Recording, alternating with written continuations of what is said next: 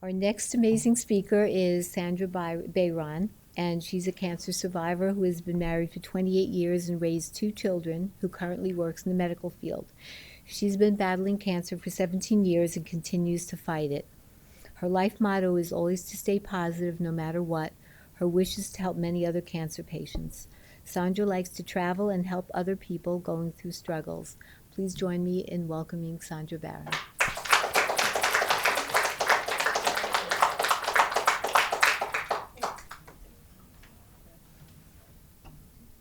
Hi, everyone. I'm a little nervous, of course. So my struggle started when I was 31 years old. I had a 9-year-old and a 6-year-old. I was married. So I found a lump. And of course, like everyone else, they say, oh, you're so young. It's probably nothing. So they said, but we're going to give you a mammogram. And then they said, oh, now you need a sonogram. 2 days after, they say, oh, now you have to see a specialist. So I see my specialist, and he said, we have to do a lumpectomy, which is where they remove only the lump, and then they can find out if it's cancer, maybe it wasn't, fatty tissue. So on Valentine's Day, he gives me the news that I have cancer. He said, you have cancer. It's probably like stage 2, upper stage 2, and we have to remove the area, and we have to see your lymph nodes, check your lymph nodes. So I said to my husband, how am I going to say this to my children? Now I have my son turned 10 in the process, and he was really smart. So I said, he's going to get on, catch on. And my daughter was still 6. So I said, I'm not going to tell them that. I'm going to tell them I'm sick and I need some treatment, and I'm going to continue to work and live my life like if I don't have cancer. So we took them out to eat, and we just said, oh, no, mommy's going to be sick for a little bit, but it's nothing bad. I'm going to be fine, because people associate cancer with death. So I needed them to see that I was going to be okay. So I had a mastectomy by choice, because they said if you remove the lump, you may not need it. But I said, no, I'm going to do it, because my breast does not define who I am as a woman, as an individual, as a mother, as a friend. I don't need it. So I had all that. I did the radiation. I did the chemotherapy. Well, 4 years later, I find a lump on my left side. So I said, oh, my cancer on my right side was positive. So he says, I have some bad news for you. You have cancer now in your left breast. So I said, he goes, one is positive and the other one is negative. And they don't know how it happened, because I was still doing chemotherapy. I've been doing chemotherapy for 17 years straight. I've never stopped. Never stopped. So at that point, since my kids had seen that I had survived the first time, because in those 4 years, so I told them the truth. I told them the truth, and I said, but it's not going to change our lives, and our lives are going to be the same. So I was the swimming mom, the football mom, the everything. My daughter was a dancer. She used to compete all over. I did everything. I worked full time, and I managed, because cancer is not who I am. It's just something that I have. And it is not going to ruin my life. So I love to travel. I worked for over 20 years, and I've had cancer for 17. I got cancer pretty much all over my body. After the second breast, I go to my plastic surgeon, because I wanted to redo my breast, because what they'd done differently. One is an expander, and one was done from my own skin. So he says, oh, you have a rash. I think I want you to see a dermatologist. Sure and behold, I go to a dermatologist, and he said, you have skin cancer. So I tell my doctor, I call my oncologist, and I said, I'm really smart, so I know it metastasized. So I said, Dr. Gondo, which is my doctor, I said, am I going to die from this? He said, you're going to die of something, but I don't think it's cancer. So I said, okay, so what we got to do? So he says, I'm going to go and get you a PET scan, see where it went. So at that time, cancer came with a vengeance. I had cancer in my uterus. I had it in I had particles in my lung, and I had it in my lower back, and it had gone to my bones. Because breast cancer usually goes to your bones. So he said, we're just going to put you in treatment again. You can handle it. We're gonna give you treatment.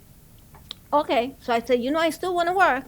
And he said, okay. So what I would do is I would take the chemo on Thursdays, take off Fridays, and go back to work on Mondays. So that my kids would see that our lives was normal. Because cancer did not only affect me, they've been living with cancer all their lives. They were so young. So I said, I got to throw my daughter the biggest Sweet 16 because this is not, and it happens that at that time then, cancer came back. Cancer came back. So I was sick, but my niece, these are my children, my niece, my son, and my daughter, and my sister, and everybody chipped in, and my daughter had the biggest Sweet 16 you ever heard of, like an MTV. And I'm like, I needed them to see. I've survived all these years because of my family. My children are my life. And that's what has gotten me through this. After that, I have cancer in my brain. And of course, my doctor calls me and he says, if it can happen, it's going to happen to you, you say, right? We took care of that. I was good for a while, but still in chemo, never left chemo. I got cancer in my uterus again. So they changed my chemo. I've had so many chemos that I can't even name them. And the last time that I had cancer again was 2 years ago in my cervix. They won't give me hysterectomy because it's not affiliated with anything. And my doctor says all the time, all my doctors, you are the most healthiest patient we ever had. I've never smoked. I've never drank in my life. And you know what? That's helped me. My doctor came in, and one day he said, I made you gain all that weight. Now I need you to lose it. I said, okay, how you expect me to do that? I love food. I love ice cream, And he said, you'll figure it out because I know you. You will figure it out. So I said, okay. So I started portion control about 2 years ago, and I lost over 100 pounds. And I've kept it all. And my doctor didn't start out at NYU. It was a private practice. But he is that good that NYU made a facility for him. So I go to Queens, NYU, Langone. And I was the first patient to walk into the chemo center for therapy. And I love my doctor. Like the people say here, my doctor, I won't move away. My husband says, oh, when I retire, we're going to move away. I said, no, we're not, unless we could take Dr. Gondo. I said, no, we're not, because he's kept me alive, and he knows me. He knows me. My doctor's part of my family. I said, we have a relationship, and I can relate to him. I can ask him anything, and that's the deal with cancer. You've had breast cancer, you're going to make it. You're going to be saying, oh, I'm here for 20 years. And you know what? I don't mind the chemo. You know why? There's people who have diabetes. They're on medication for years. If you have asthma, all those things, we just have a sickness like everyone else. You can let it bring you down, or you can say, you know what? I'm going to take this and walk with it. And I've been everywhere. I do everything. People can't even tell. And when I tell them, they're like, oh, I feel so bad. I said, don't feel bad. Pray for me. And pray for yourself and everyone else who has this disease. And I thank Eleanor because I've been asking, I've been going there forever for a social worker. We haven't had one. And I wouldn't be up here if it wasn't for Eleanor, the social worker that we got. Because I've been saying, we need people. People need to talk and hear people that you'll survive. This is just a sickness. Don't let it get you down. And you'll cry. I cried when I first was diagnosed. I went to the bathroom and cried by myself. And I told my husband and everybody, that's it. I don't want you to feel sorry for me. If I need help, I need you to come and help me. And that's it. My son now is 27. He works for NYU.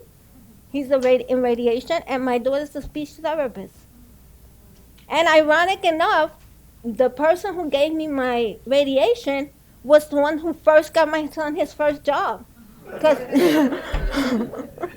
he said, "Is your son still going to be in the medical field?" I said, "Yeah, well, you're going to get him a job?" He said, "I will." And he got him his first job. So this is my story. If you have any questions, you can ask me later. But you know what? Cancer is just a sickness like anything else. Don't let it take your life, because it's not who you are.